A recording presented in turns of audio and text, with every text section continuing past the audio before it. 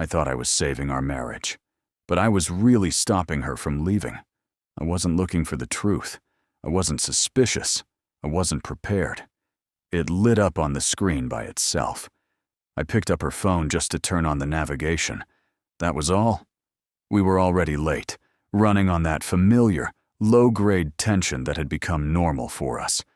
The kind that doesn't start arguments anymore, because it never really ends. I was in the driver's seat. She was digging through her bag, distracted, stressed. Somewhere else. "Just use mine," she said. "It's already unlocked." There was no hesitation in her voice, no caution, no sense that I shouldn't be holding it. We'd never been that couple, the ones with rules about phones. No secrecy, no guarded glances, no sudden password changes.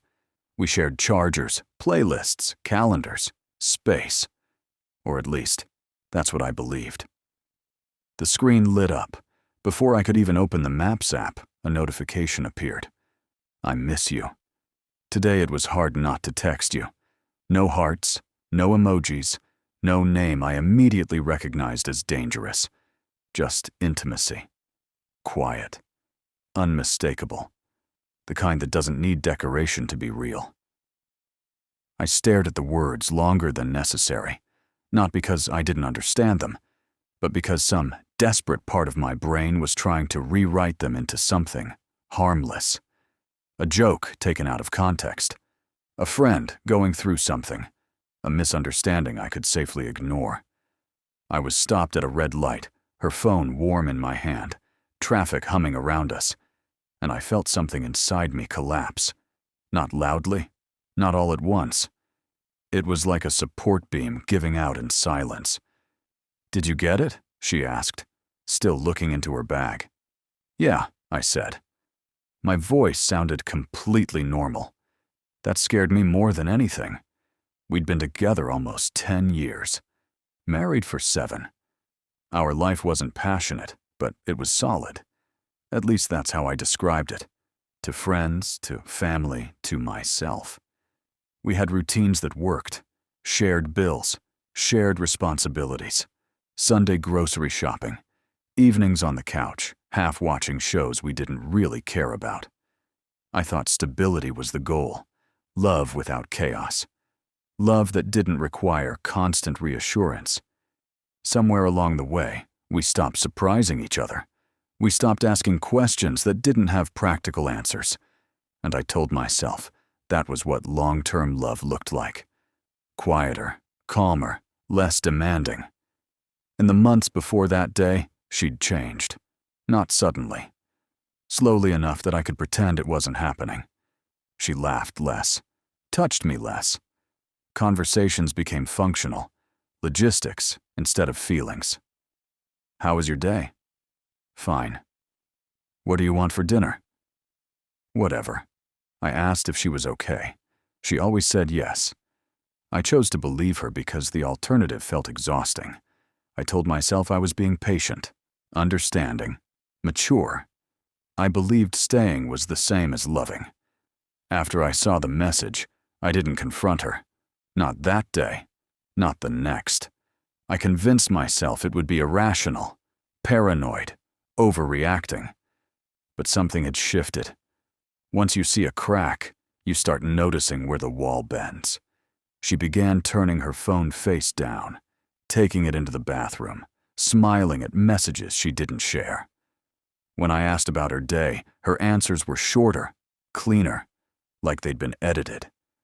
I started replaying moments from the past few months, late meetings that didn't line up, sudden changes in schedule, a version of her that seemed lighter when she came home, and heavier the moment she saw me. The worst part wasn't imagining her with someone else. It was realizing she was becoming someone else. And I wasn't invited. One night after dinner, I asked her. I didn't raise my voice. I didn't accuse. I just said, "Is there someone else?" She froze, just for a second. But it was enough. "I don't know what to call it," she said. That sentence cut deeper than a confession ever could. She didn't cry. She didn't get defensive.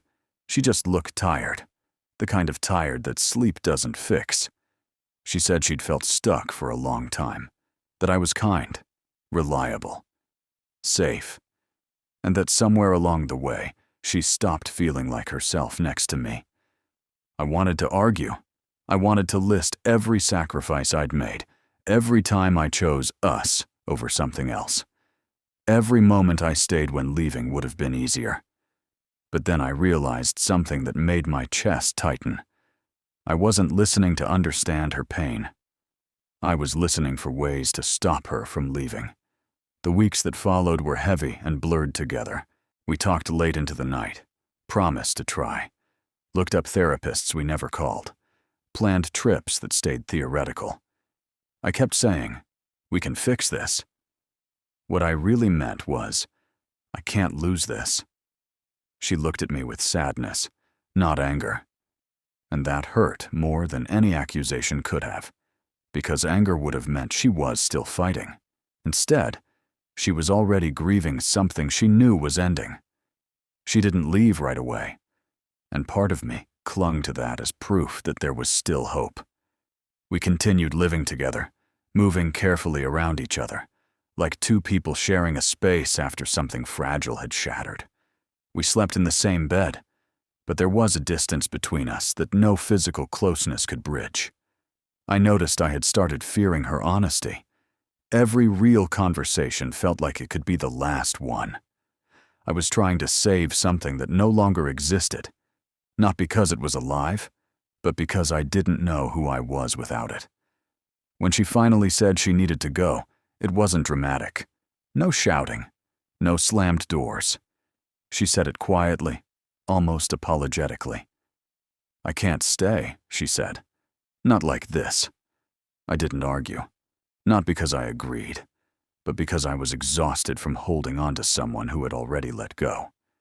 She packed slowly, carefully, like she didn't want to disturb the space too much. I sat on the couch, watching a life dismantle itself into boxes, and that's when it hit me, painfully, clearly.